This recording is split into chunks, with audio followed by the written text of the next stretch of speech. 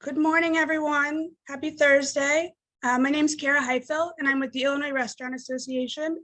And I'd like to thank everyone for joining today. And today's webinar is Staffing Solutions for Spring and Summer. During today's webinar, we will hear from experts at 8 Hospitality, Workforce, and Healthy Hospitality.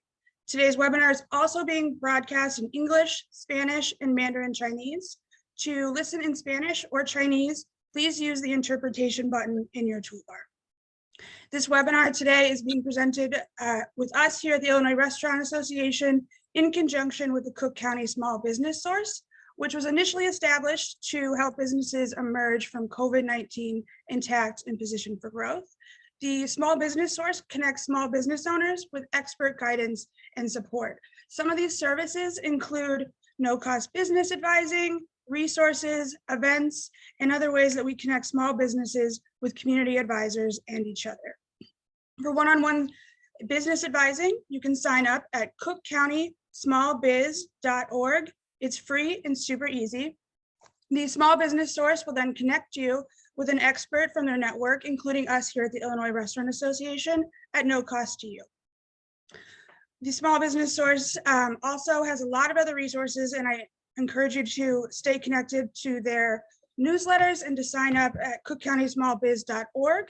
And I'd also like to remind everyone before we begin that us at the Illinois Restaurant Association remain a resource to you. Our staff, myself included, is focused on providing guidance, assistance, and relief to restaurants, bars, caterers, and other venues that are in the hospitality industry and small businesses across Cook County. And now for today's webinar, if you have any questions, please use the Q&A button in the chat. And if you already see a question that you like and you'd like to see it answered, we will get to that as best as possible. And you can give that question a thumbs up so we can prioritize that to make sure we get to everything as soon as we can. And now at this time, we can get started with our presentation. With us today, we have Bo Gersnich from Management Consultant from Workforce, Carmen Rossi, who's the CEO and owner of 8 Hospitality, and Aliyah Bradburn, who's the Director of Association Partnerships at Healthy Hospitality.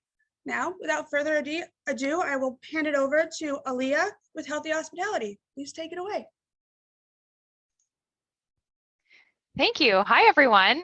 It's great to be here. We're really excited to be working in Illinois with small business owners like yourself to offer some great resources and solutions to all of you. Teresa, do you have my slides? Great.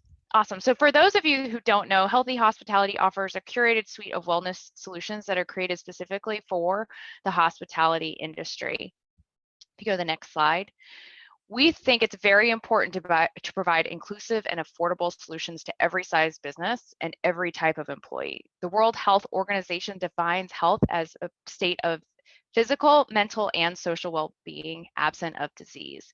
So in light of that, we really took that to heart and we designed solutions that fit every type of business, whether you're a 2-person business or you're a 200-person business with full-time, part-time, seasonal, 1099 employees. We've got something for everyone.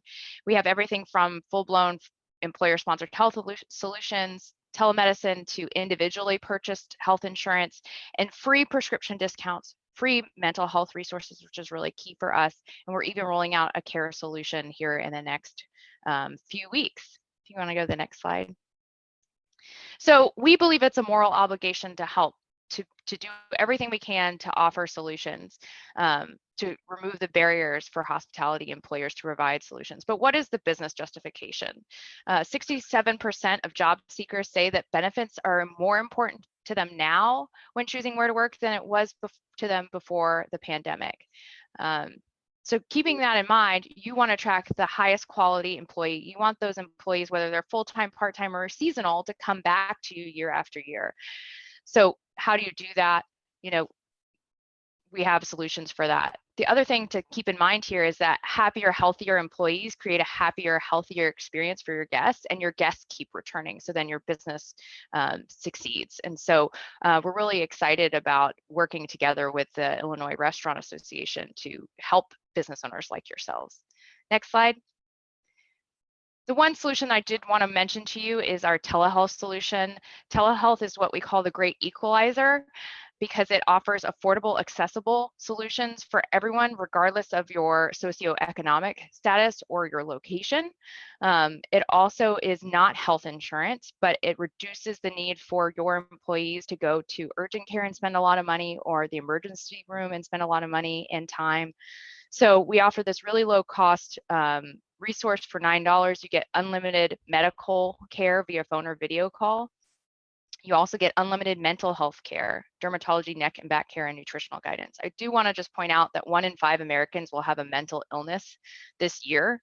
And of those, 11% are uninsured, and a third of those people don't have access to mental health care. So regardless of what the status of your employees are, we really hope that you take a look at providing solutions, whether it's free or something like this, to really help your employees succeed and help your business succeed.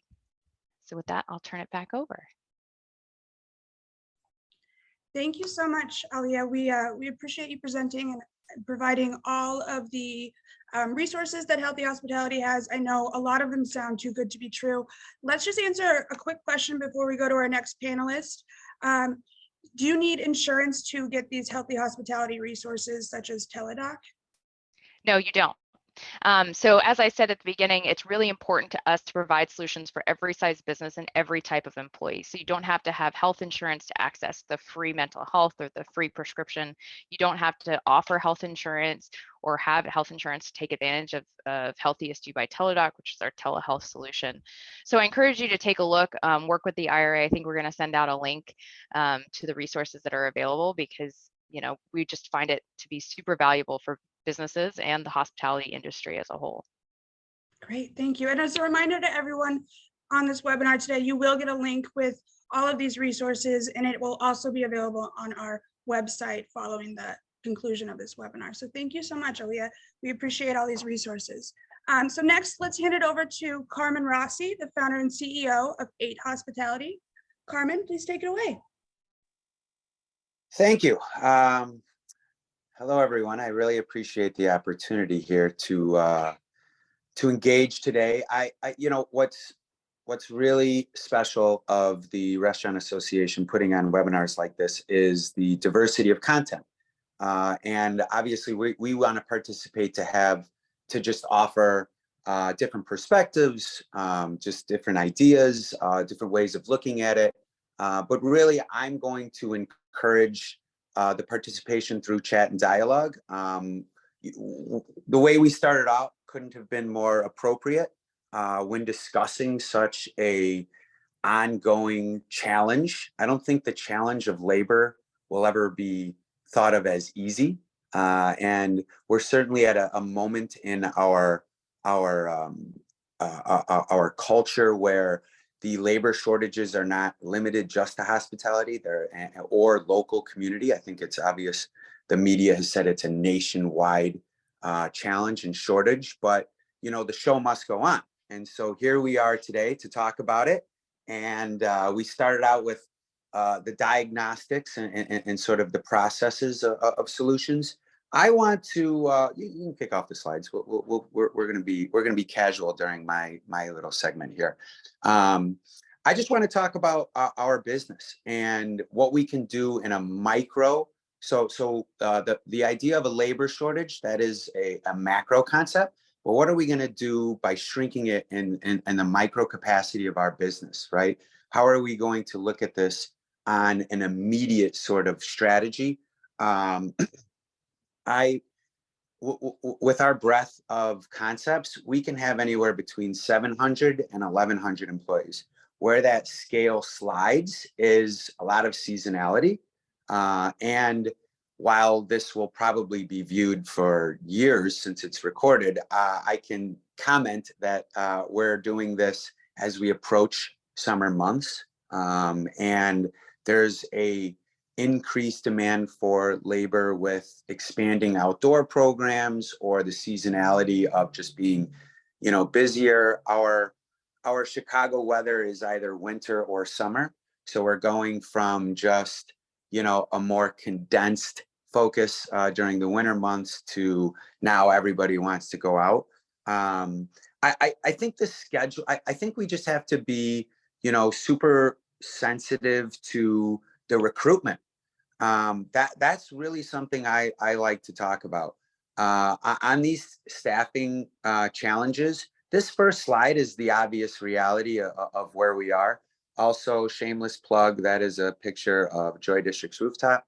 I get to do plugs because I participated in this. Next slide.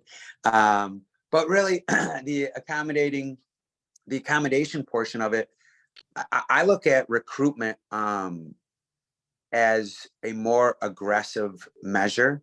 And I want to talk about some of the things that we've found success with just in modern times. What's really unique and cool about hospitality specifically is that it's a skill set that we can train, right?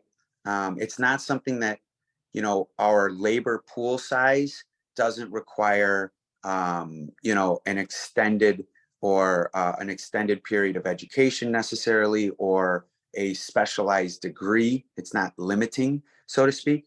But that's also our sort of stress, because service is like the foundation of our concept. We can't, labor and service is at the forefront. It's the underlying basis of our success. So when we do recruitment, we're really targeting personalities. I mean, I like to open it up. We're looking at a lot of young folks, a lot of part-time because they're in school.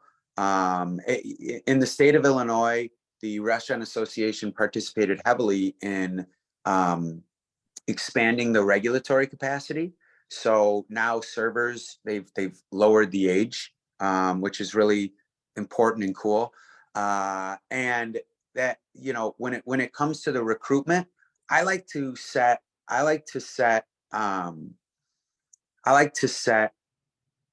targeted ads with recruitment toward personality buzzwords. So I think the traditional way of advertising, help wanted, that sign on the front of the retail window, I think it's way more than that, which puts the onus on us, right? But I've found a lot of success, and you can next slide. Oh, another Can I ask you shameless a question, plug. Carmen? Please.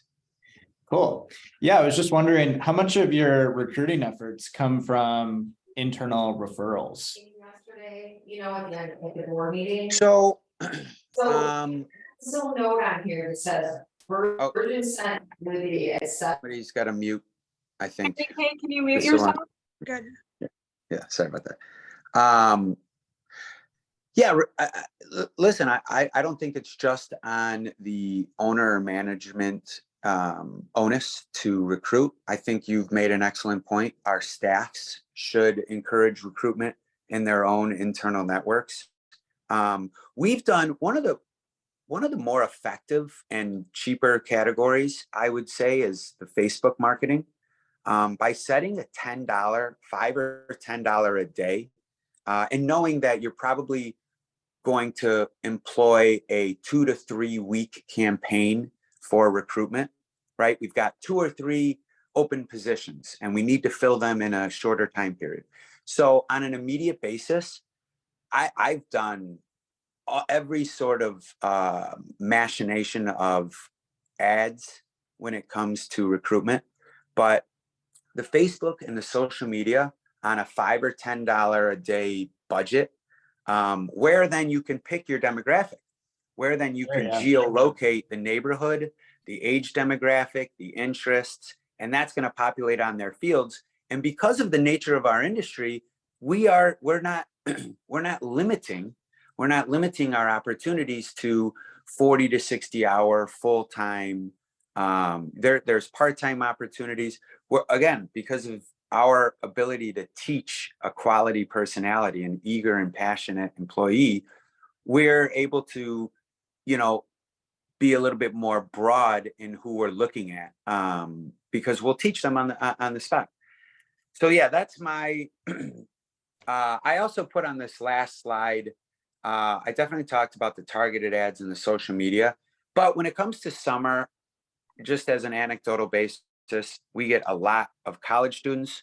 We get a lot of foreign exchange programs. There's portals through the state. There's portals through the Restaurant Association where you could just throw it. They're here on summer study programs. Europeans they're so excited to be here. They need, the extra cash while they're here, and the part-time. And I've had an awesome experience hiring younger folks who are looking for part-time jobs, but through those avenues. That's great. And Great. Carmen, have you found that it's harder to find employees or recruit now after the pandemic?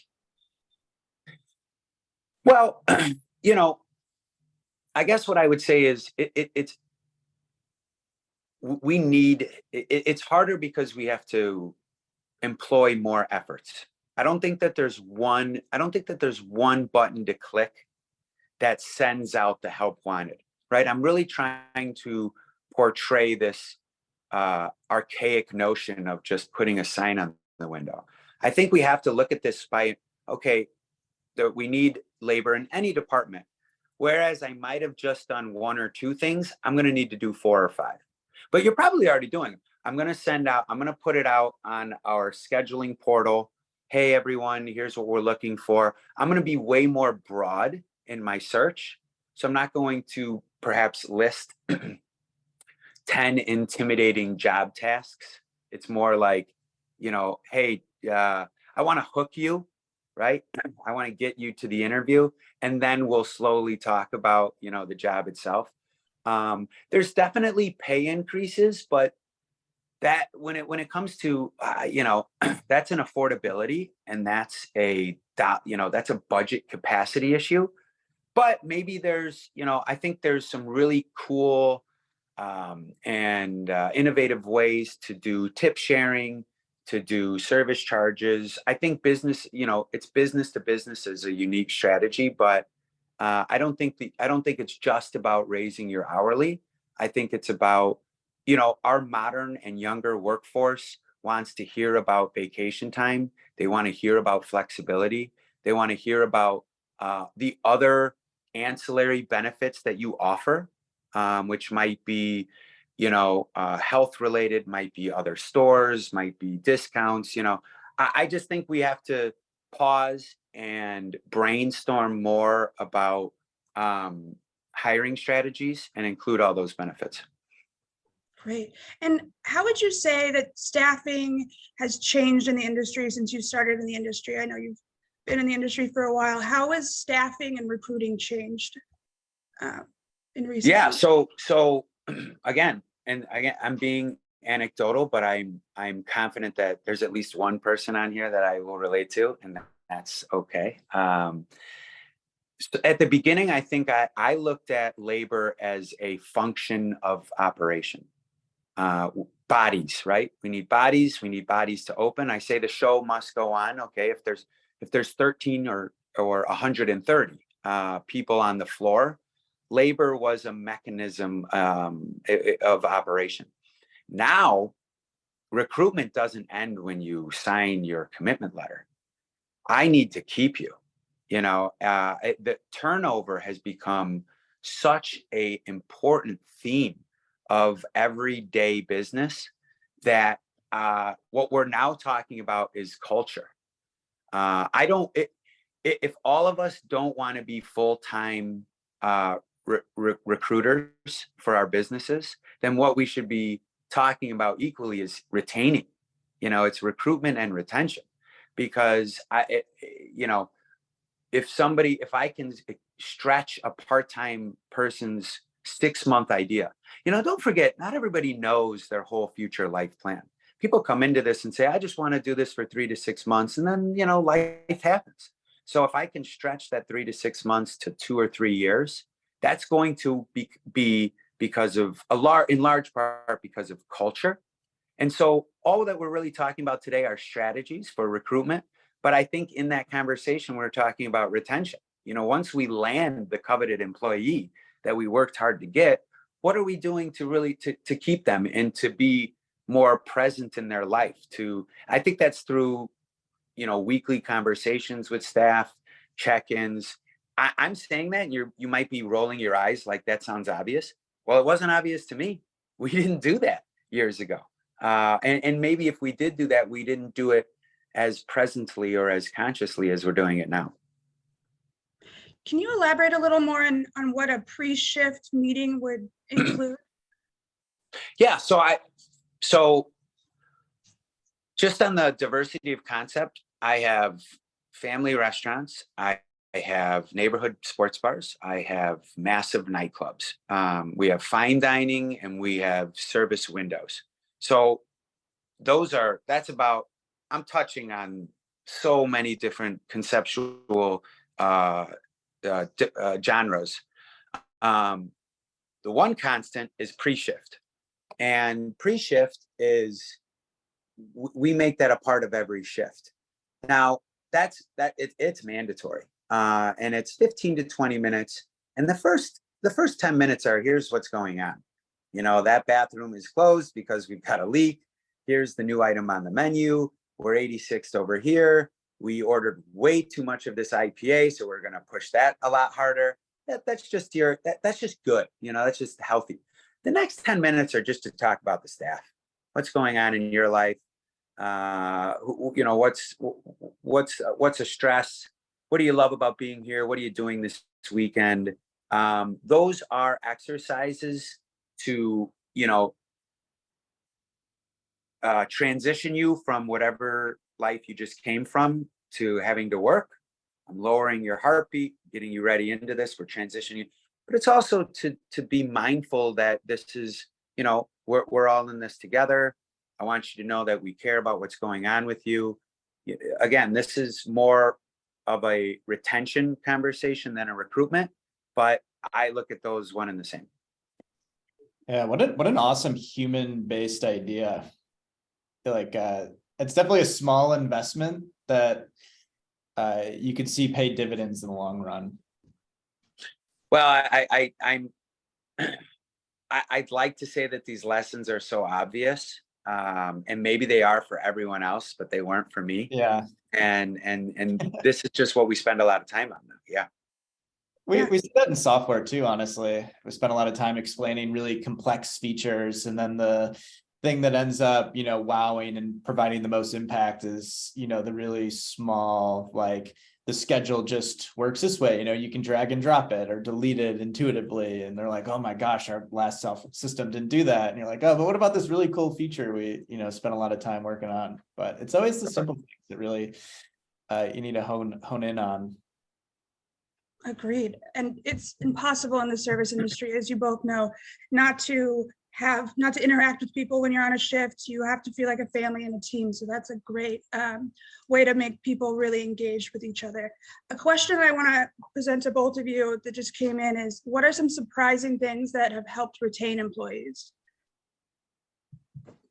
Carmen, do you have any other examples? I know you've touched on. No, sure. Yeah. Yes. So, and if I get verbose, you'll just cut me off. I love that. I need that, by the way. So what we're talking about, we've gone beyond the recruitment, but an overlap of that is the sense of pride and desire and passion. So how are we going to, in the service business, some jobs are not the sexiest in the world, but that can't be like, well, come on, that can't, like, let's not let the buck stop there. So how are we motivating with pride and passion, and with the challenge of maybe some mundane tasks? I think that is with, like, I don't want to say buzzwords, but how about expanding the responsibility? So if I have somebody who is working in the dish room, which is in a lot of properties, like in the back or below grade, they're kind of off on their own. So how can I integrate that function to encourage that the whole, like, everybody's on the same team. It's not just I'm not just dropping off plates and that's somebody else's. and by having that conversation and integrating all of the staff into a pre-shift, how about expanding their responsibility by integrating, 9 of their tasks maybe over here, but I'm going to give them one task that almost forces them to the front, and vice versa. I've got front of house staff where 9 out of their 10 tasks are front, but I'm going to add one that sort of integrates, and it's small, but what I'm really encouraging is the staff camaraderie. Another way to do that is by giving them another job title, which I really like to do. And I can give you an example right now.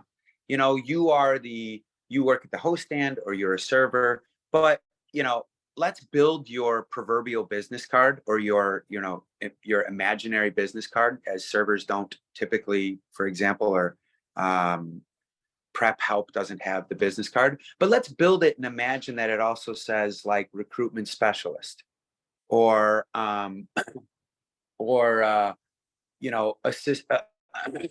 assistant manager in culture building, or whatever and we're only going to spend maybe 10 minutes a week identifying that other core job responsibility, but it's real. That 10 minutes is going to be real, and it is a job. It is part of and now we've given our staff a sense of ownership of another job responsibility. It's not just about the proverbial 9 to 5 or whatever the start and end time of the shift. They're thinking about it outside. As much as people want to say, no, I'm leaving my job at the door. You're on my time now. I get that. But if I can occupy a little equity in your mind on the week, if I can ruin your weekend, so to speak, where you're thinking about work, then I've done my job. And I'm doing that by encouraging more responsibility. And that might be recruitment, for example.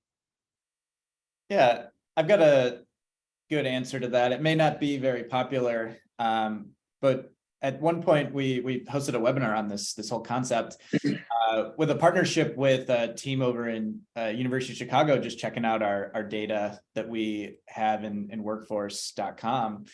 And one of the highest correlations of the tenure of staff, so how long people are sticking around, is actually how far in advance you can get these schedules published.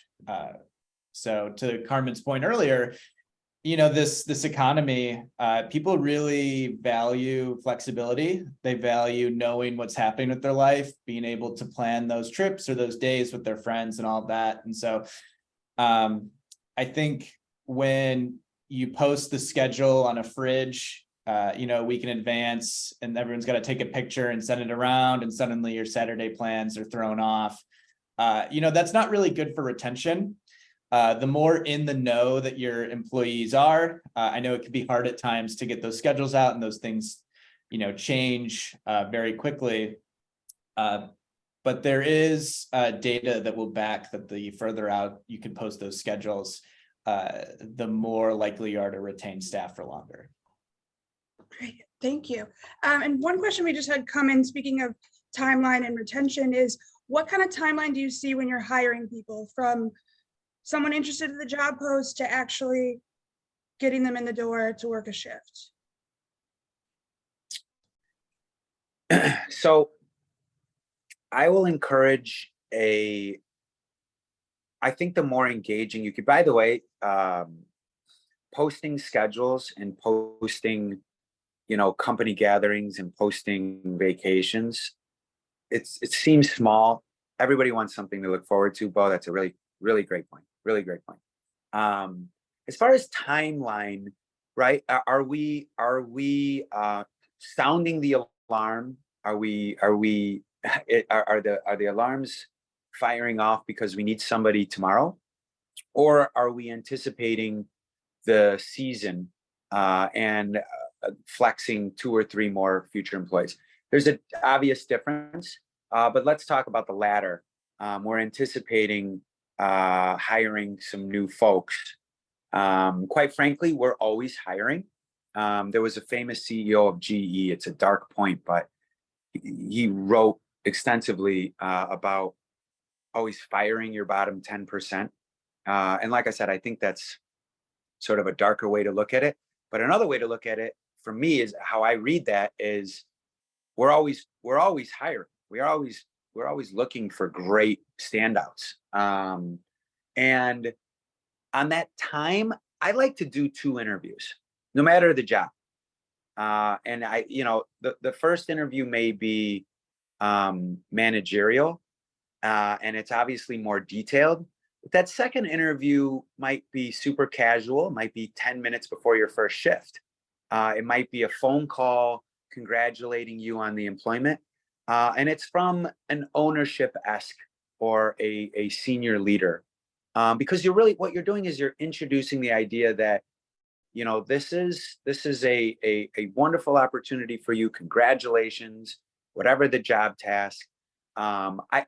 The training, I really think it's important to shadow, but it's hard to ask people to do that. I mean, you are paying them hourly to do so, but it's a shift in which, staging, especially in the restaurants, it's really important for anyone to work and see what the other folks and the other employees are doing, what their jobs are.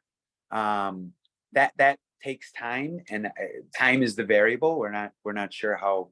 I don't look at it as a 2 or 3 week journey. I look at it as a multiple boxes to check.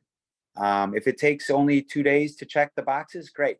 But we want the boxes checked. We want the initial interview and explanation of the jobs on an operation standpoint.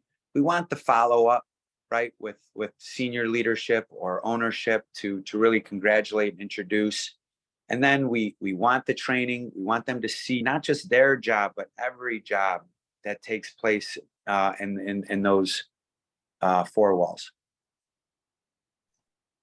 Great, thank you. Bo, So I did you just have- totally stopped on a cliffhanger there, but yeah, I was done. No, this is super helpful. I didn't realize that you always do 2 interviews. I don't think that was around when I was a server.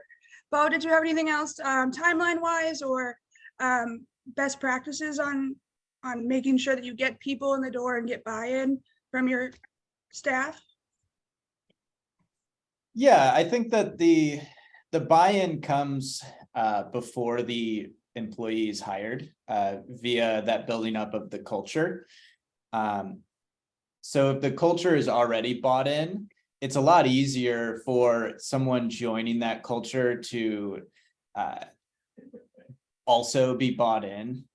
So if they're, an early mover and the rest of the culture is kind of pretty indifferent about being there, you're probably going to hire someone new. They may have been able to buy in beforehand, but they'll probably move back down into that mindset of, oh, it's actually just a job. It's not a community or a team or anything. I'm just going to be here for a couple months. It's not that great of a job.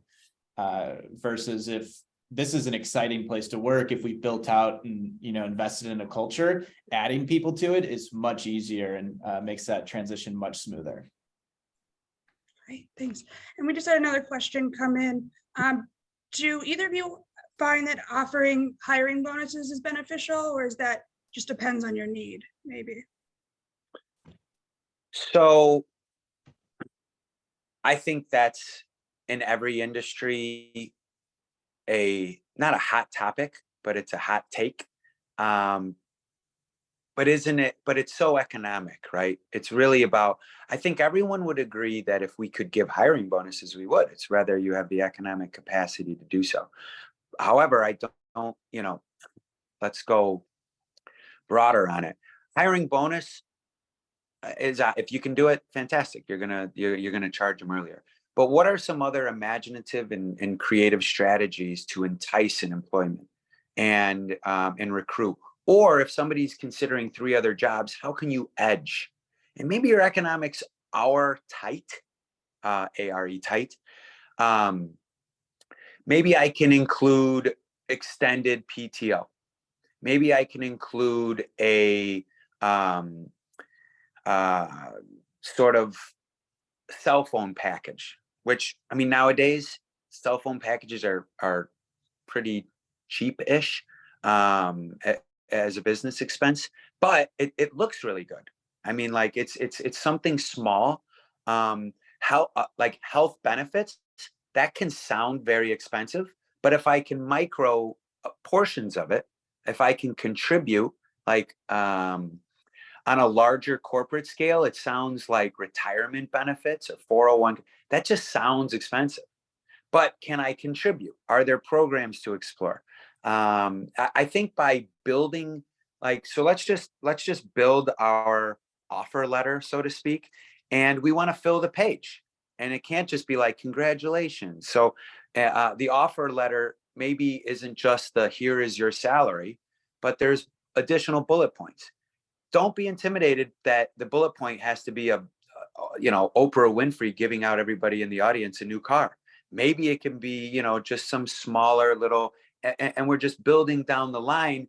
And I think people, really appreciate that. They, just on a micro basis, if I could take off some of my expenses like a cell phone, or if I could take off, my weekly budget on gas, or there's some contribution, yeah, that's going to go a long ways. And again, pre-pandemic or just Carmen earlier in his career, my offer letters look like, here's your salary. There's the line. But now we're really trying to, if we're going to invest in the people of our business, then we have to start thinking about how they look at it and all the little things going on in their lives. Thank you. And these are all super helpful on the micro front, and I want to turn it over so Bo has enough time now to present on the macro front of workforce. So Bo, if you're ready, feel free to take it away. Yeah, thanks so much, Kara. You wanted to go ahead and head to the next slide. I think in order to talk about the solving staffing problems, we're first going to have to understand, what is the problem?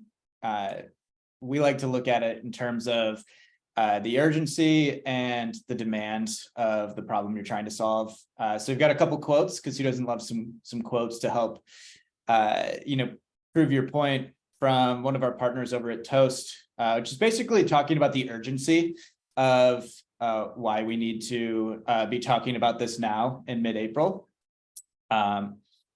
The restaurant owners in that bold on the first quote, they're going to need to create that strong staff engagement. That, again, to my point earlier, it starts right now. It starts with the culture we currently have going. And as we talk about recruiting efforts, it's important that we work these people in right now. We, get our plans ready for the summer in our busy season, because if we're not planning for those, then we're probably going to end up in one of the categories of companies that, are constantly understaffed. It's a lot harder to hire in July for, solely the month of August compared to the entire summer. So you want to go to the next slide. The other component of this coin is the demand, in that we're coming up on, I believe this is 22 straight months of increases in employment in eating and drinking places. So the industry has remained competitive. It's remained hiring. There isn't a lot of room to poach or room to get easy wins or easy hires. A lot of the times we have to really work hard for the staff that we retain and the staff that we're recruiting. So you want to go to the next slide. Before we talk about solutions, let's talk about some mistakes.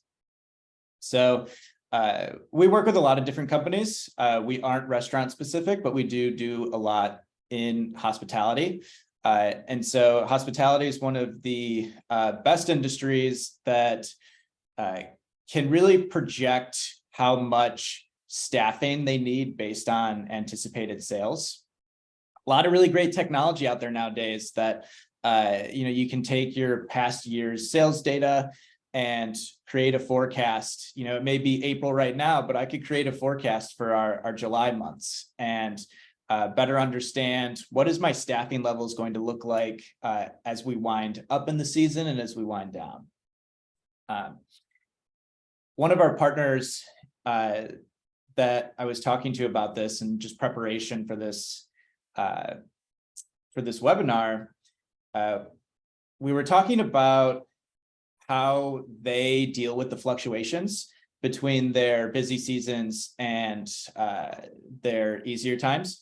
And I think one takeaway for me was between these 2 points, point 2 and point 3, with paying overtime wages unnecessarily and then stingy scheduling, we really need to hit a middle ground of where people's scheduling expectations are. So in those slower months, it may be easier to cut more staff, cut hours, but being able to retain and manage a slightly higher sales per labor hour ratio during our slower months to retain the staff that we want for the summer will pay dividends to help avoid those paying overtime wages unnecessarily. To the point I brought up earlier as well, the short-term scheduling releasing, people really want flexibility nowadays. So getting those schedules published far in advance. So maybe we're talking about in April that we already have the bare minimum expectation of shifts that we need covered for the entire summer already built out. And we have them in a way where people can pick up the shifts that they want. So like a vacant shift claiming, those kind of concepts that let people get hired, understand what their schedule is going to be very quickly, and just giving them the opportunity to become part of the team. So we're not wasting any time, and we're actually investing in the employment engagement. So in the next slide, we'll see a little bit of information about the amount of companies as a percentage who are struggling with staffing. If you want to go to the next slide. Graphs are fun for the things that they tell you intuitively, which is that 65% of the family dining industry are experiencing these difficulties of finding enough employees. But the things that they don't tell you necessarily is the 35% of family dining that do feel like they have enough employees to support. And so the data below the surface is that there are a lot of restaurants that are succeeding in this. It's not like a 90% ratio of people who are having staffing needs. We are just barely over the 50% threshold. So understanding what those best practices are, that those 35% or 50% are doing to help meet their labor demands, their labor needs, I think will help us move that minority into a majority of restaurants.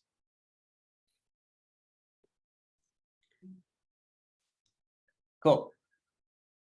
Well, really quick, we had a question come in and you talked a little bit about problems to avoid, and we'll move to solutions, but really quick, what is the most costly mistake that you think is best to avoid when recruiting and hiring and retaining staff?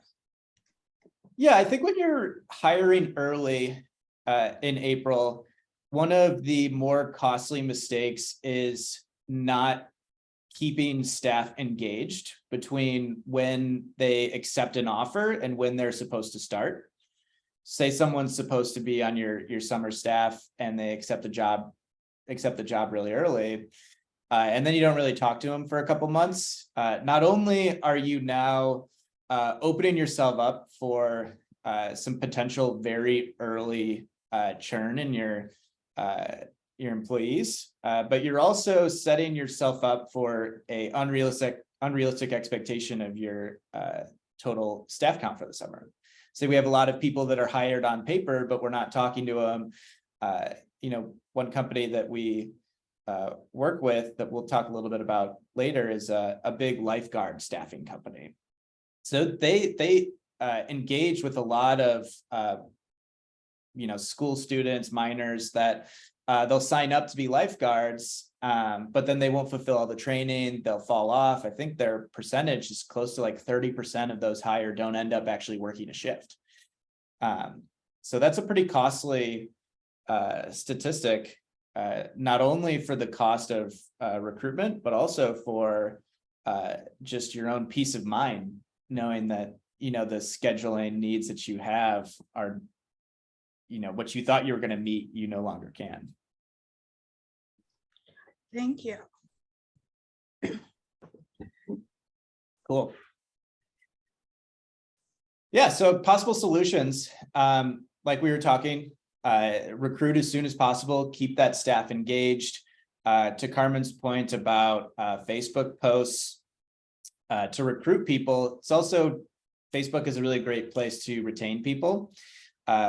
So creating Facebook groups or GroupMes or any type of chat, just so that people know what's going on. Not everyone is always going to be at those 10-minute meetings before a shift, but that doesn't mean that they can't be informed on what's happening with the company, what's happening with what you're doing on the ground every day while they're down at, Bloomington Normal, and just keeping an eye on what the summer in Chicago is going to look like.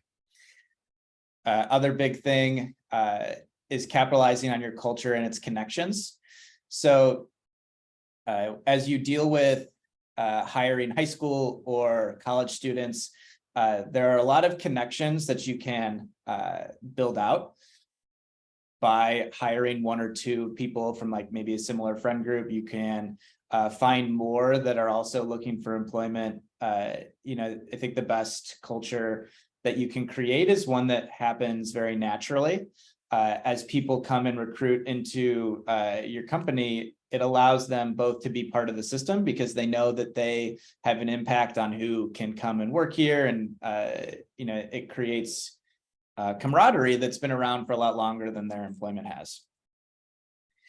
To the point earlier, the University of Chicago, the research that we did, posting schedules out as far in advance as practical is really great for that retention side of it. So again, when recruiting them is not the whole battle, retaining them is really a lot more important. You don't have to post maybe the individual themselves out in August. Maybe that might be a little bit too far in advance to have individual schedules out there, but what you can still do is create the schedule itself. So have, blank named schedules, vacant or not named yet, but just getting the understanding of demand to the employees helps them also plan for their own capacities. So on top of that, I think it's important to cross-train employees. So making sure that when you have people who they may drop off the day before and someone needs to come step in and be a hostess or be a server, being able to cross-train and have people work multiple roles is important. Last week, I was at the Papa John's conference, which was just a collection of franchisees. And one of the big pieces that they were bringing up that they were finding a lot of success with is this third-party order aggregators. So we're talking not only like Uber Eats and DoorDash, but smaller, more local facilities as well. I'm aware of one in St. Charles that is just a guy who partners with local businesses to do their delivery. There are people that we can reach that not only will help alleviate some of our staffing problems, but it'll also help us increase our revenue, increase our demand, give us exposure to new individuals. For Papa John's, that was, 60% of their overall growth came from people that had found them via aggregators that wouldn't have normally ordered from Papa John's. So getting ourselves and our names out there while also solving a little bit of our staffing needs is important. And then lastly, that again, I've been hammering home on this flexible scheduling concept, but it really is one of the most important things you can do nowadays. The labor market that you're competing with, the gig economy, the people who are working for third-party aggregators, they can create their own schedules. They can decide to work nights or decide to not go online. And so enabling people to not only have a say in what their schedules are going to look like, but also have the mechanisms in place that when someone, say, can't work a shift tomorrow, how do they offer that up and solve the problem themselves? So they don't just no call, no show. They actually are able to find a replacement, find someone who can also do this job in a smart, intuitive way that doesn't require them to call 15 of their, fellow employees. They can just send out a push notification that, hey, I need someone to cover this shift, and give someone the mechanism to automatically update the schedule, let the manager approve it, and just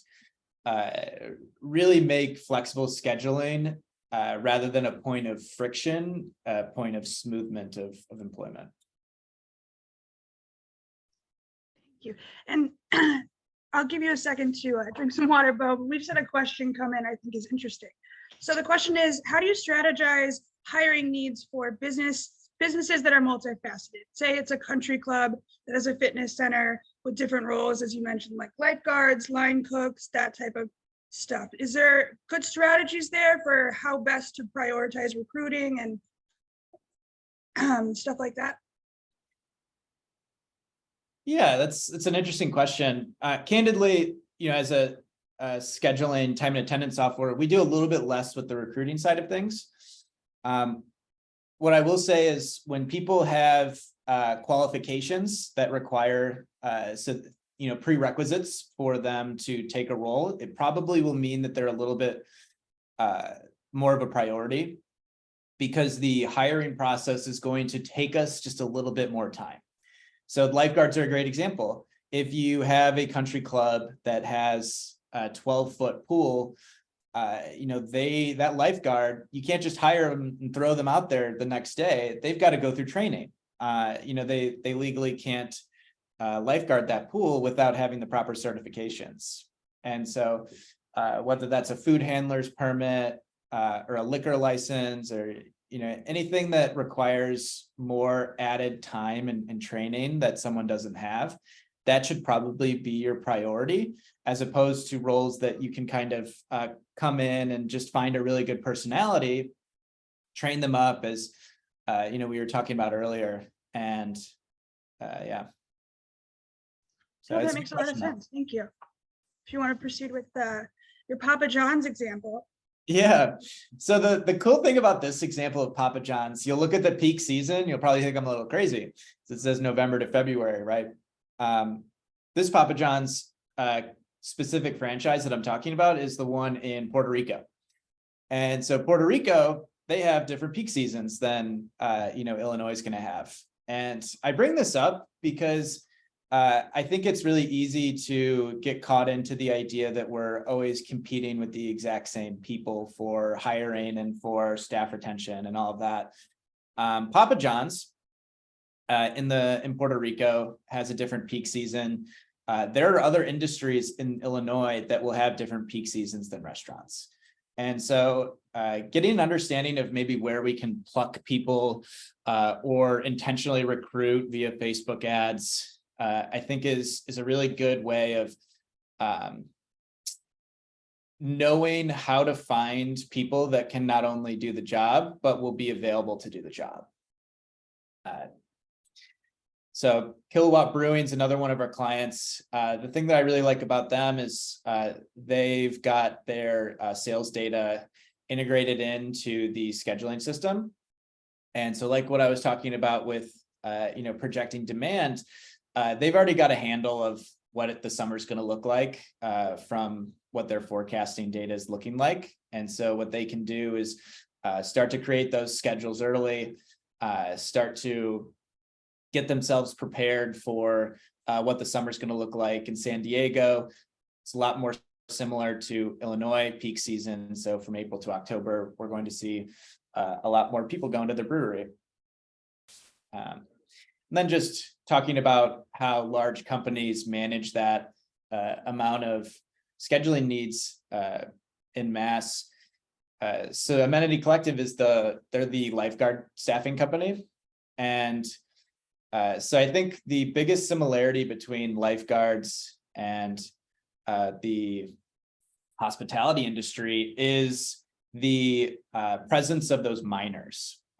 So one of the things that you have to be considerate of with staffing 10,000 people is when does school start and stop? What kind of rules come at play for a 14 to 15-year-old? How do I make sure that the schedules that get posted are compliant? I'm not going to get fined or anything for it. And so being able to know what the rules are and implement them into your schedules while also meeting your demand expectations. There's just so many factors that if you're doing it all in your head on paper, you can not only just find yourself either underscheduled or overscheduled, but legally not able to be scheduled.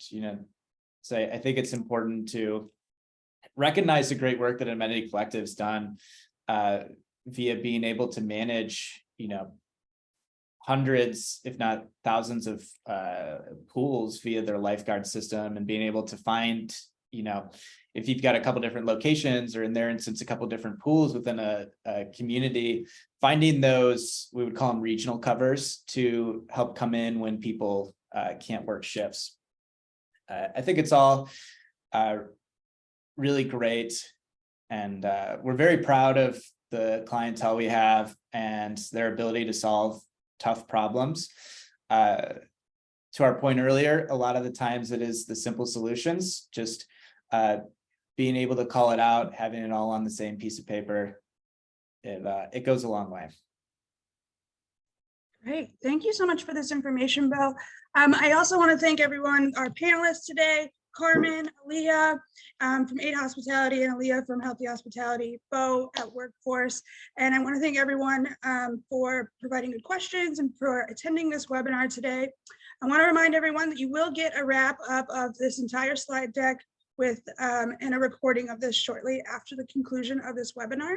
And ourselves at the Illinois Restaurant Association, our partners here with us today, as well as the Cook County Small Business Source, remain a resource for you and your business. So please feel free to sign up for cookcountysmallbiz.org, as well as our website, illinoisrestaurants.org. We have a lot of free resources, and we encourage you to stay in touch so we can help be a free guide to you. So thank you so much, Bo. I appreciate your time, and I hope everyone has a good day. Thank you. Thanks.